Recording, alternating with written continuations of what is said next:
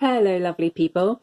I've been meaning to film this video for ages, and what I'm going to do is use this lovely paper called Bliss from Simple Stories to make an insert for my traveler's notebook. So I've got a whole bunch of papers here. I'll tell you what they are and how I came to organize them like this, and they're going to form the basis of my insert. And it's very easy to do. And I'm going to stitch this one rather than staple it because it just makes a much better job of it. But first, to talk about these papers, I love the Simple Stories scrapbooking packs, and you get all these lovely papers, including some journaling cards. They're double-sided, and with them you get this lovely sticker sheet, which has got all sorts of lovely stuff that I'll use to embellish the blank pages in my insert. What I've done is I've actually pre-cut this up because I want to use the logo on my front cover. So I'm going to take this apart now.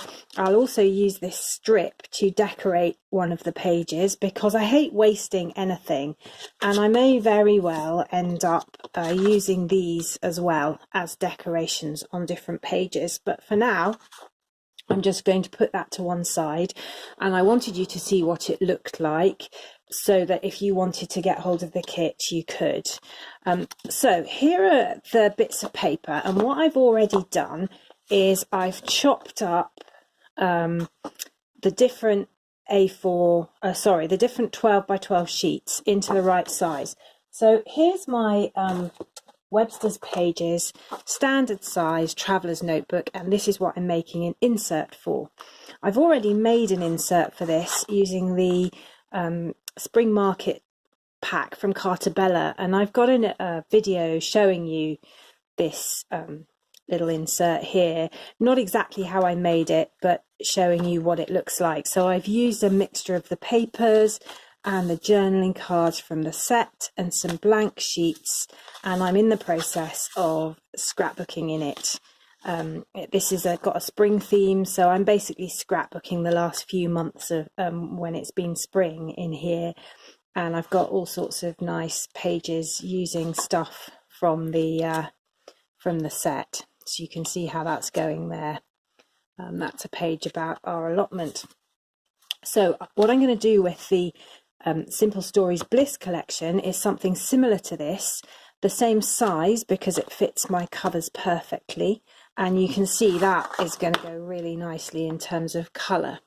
I'll put the link to the video that I did on this below if you want to watch it. The dimensions of this are perfect, as I said. So the cover is 13 centimetres across, which means you need a sheet of 26 centimetres to get the whole thing. And the height is 21. So it's 13 across that way, so 26 for the double spread, and it's 21 centimetres high. And if you're in the US, that's about 8.25 inches high. So it's basically the height of a piece of A4 in landscape. So that's the size that I'm making this insert. Some travelers' notebooks are a little bit narrower than this, but I like to use the full width of these Webster's Pages covers, and it's one of the advantages of making it yourself is you can have it whatever size you like. So I've decided this is going to be my cover, and that's why I cut out the front sheet, because I think that this will look really nice on there, and that is the name of the paper range, and it's also going to be the theme of this book. I'm going to use it for little affirmations and positive comments and quotes and things. So I wanted to have that bliss on the front, and I think it looks great, and also the colour of that and my traveller's notebook cover is perfect. So this measures 26 across the way by 21 down the way, and that is exactly the size I want my cover. Now the papers are actually going to end up a bit smaller than that by the time we've stitched it all together, and you'll see how that works.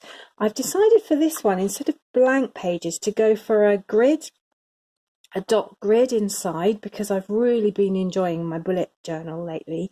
So I'm going to make this with bullet journal type paper with a dot grid, and this is 5mm dot grid paper, and I downloaded it free from the internet. You can have any size of dot grid you like, and if you just search for downloadable dot grid free, you'll get everything under the sun. This one came from printablepaper.net. Don't know if you can see that.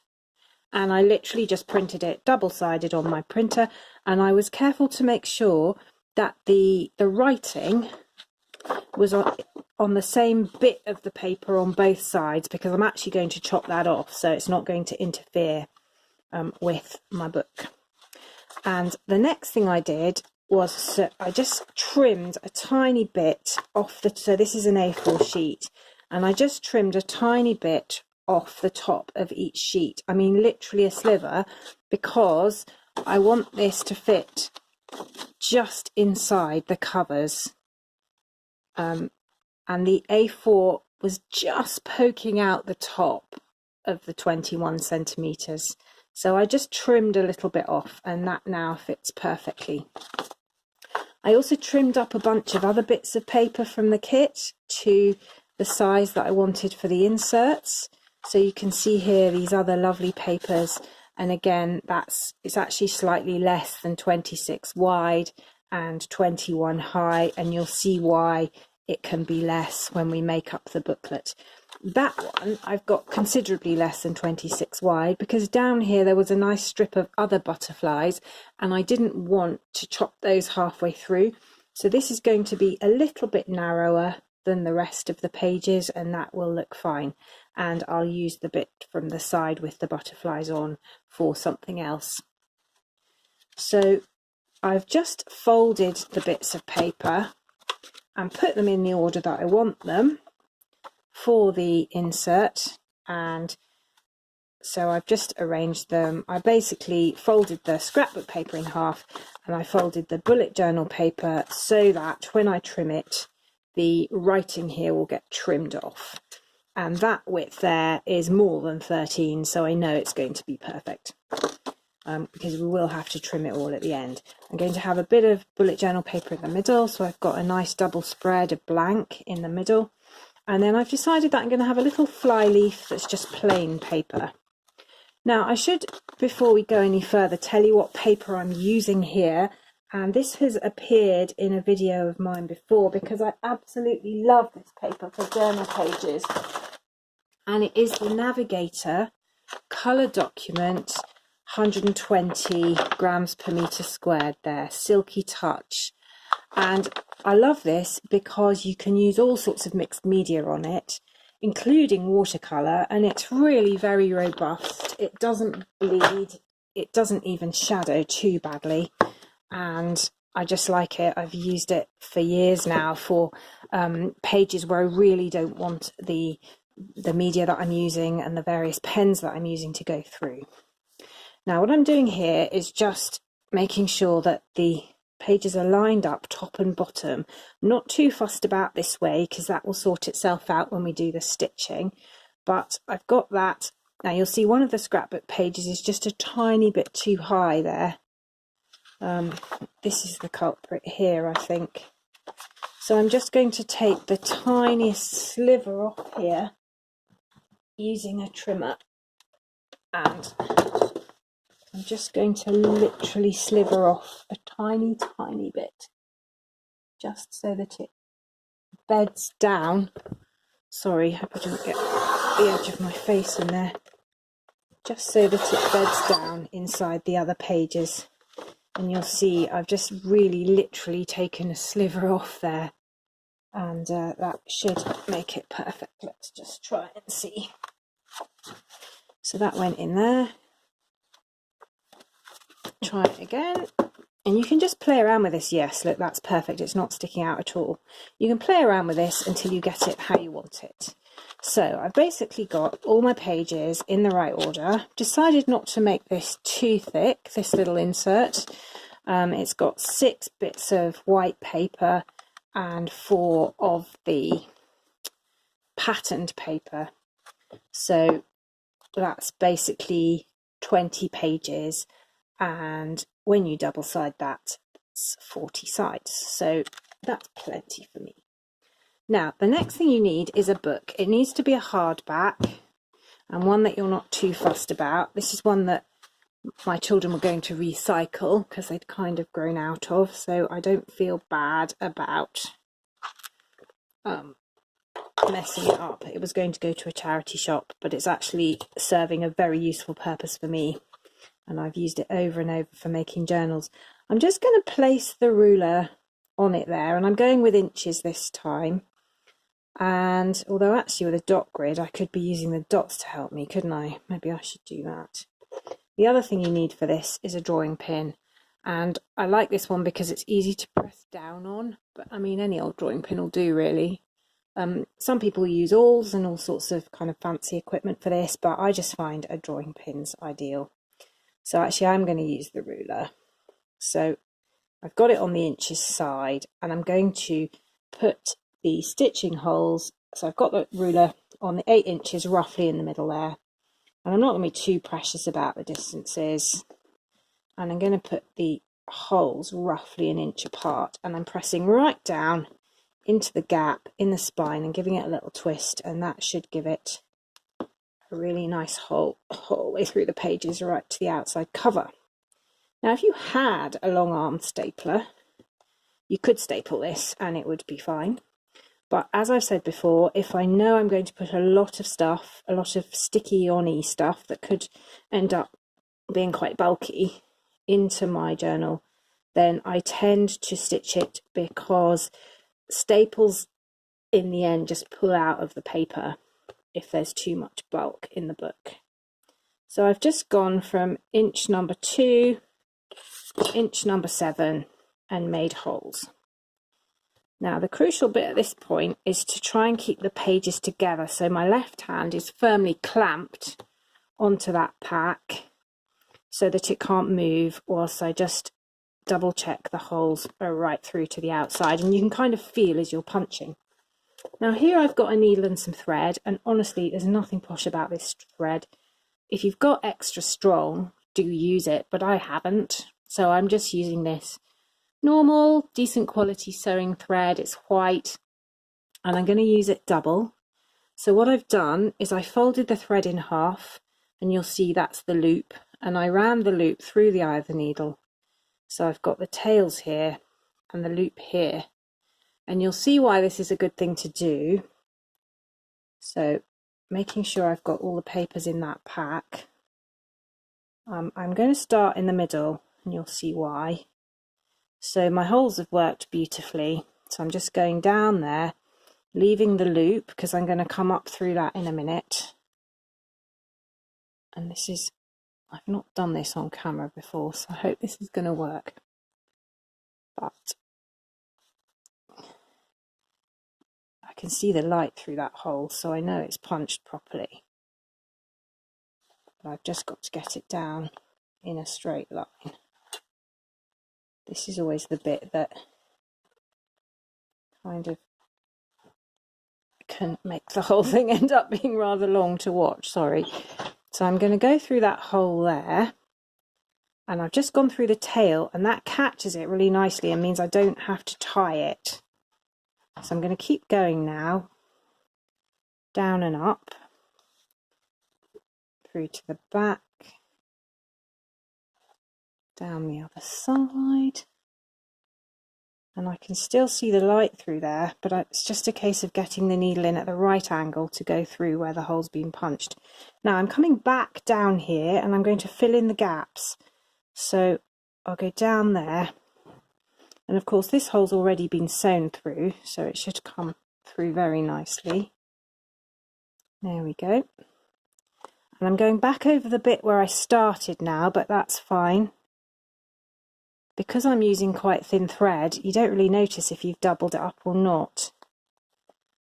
So just sewing in a straight line, running stitch, and then I've gone and prick my finger. If you do prick your finger, you can end up with rather nasty marks on your white pages. So I'll try not to do that. Don't think my thumb's bleeding. Great, okay, now I'm nearly at the end, and what I want to make sure is that all the bits of the spine are covered, which they are. So I'll just come back up through that one and then tie off. Right, sorry, I hope that was all in camera, but you can see the idea. So all I'm going to do here is get the needle right under the adjoining stitch. So I've got a loop there, and then come through and just pull it tight. And I want to free up the tail. Oh dear, sorry, I have stained the page there. I'll stick something over that. And again, and you can do, these are like half hitches, I think these knots are called, and you can do as many or as few as you like. I generally do a couple one side and then one the other side, just to be sure, and I'm just popping that through there. Sorry, it is hard to see because I'm using white thread. Good.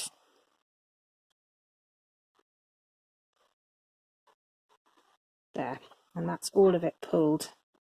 And now all I'm going to do is just chop that off with a little bit of a tail, and that will just sit nicely in the middle. So there's my book, and it's really neat along the edge, and I can get rid of this now. Someone gave this to one of my daughters, The Dangerous Book for Boys, and she loved it. Right, now, even if I'd cut this paper to what looked like exactly the right width, it still would have been a mess here, because if you cut all the papers exactly the same size, then the ones that are in the middle still stick out a bit, because if you think of the pile, they're a bit higher up than the cover at the bottom.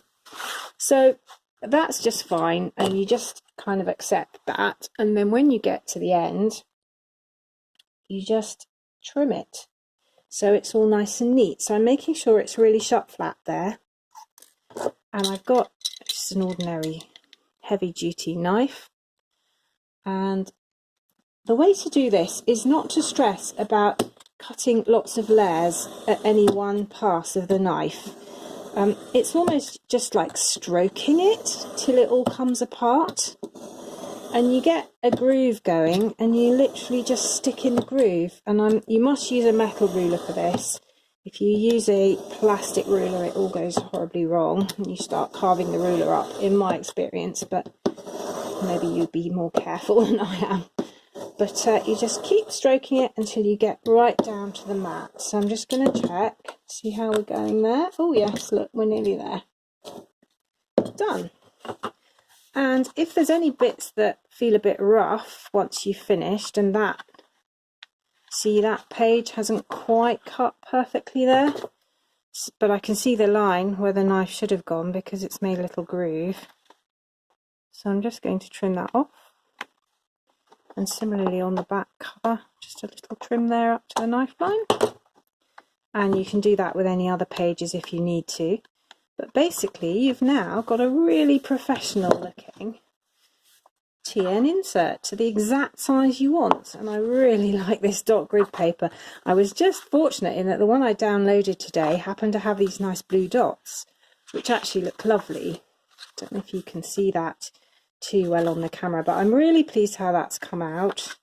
This one I obviously cut a bit too small, but that doesn't matter. I might put a lace edge on there to make it look deliberate, but it doesn't matter if not. And then I'm going to stick this on the front, and then I think I'll probably spray the whole thing with some spray varnish just to protect the cover.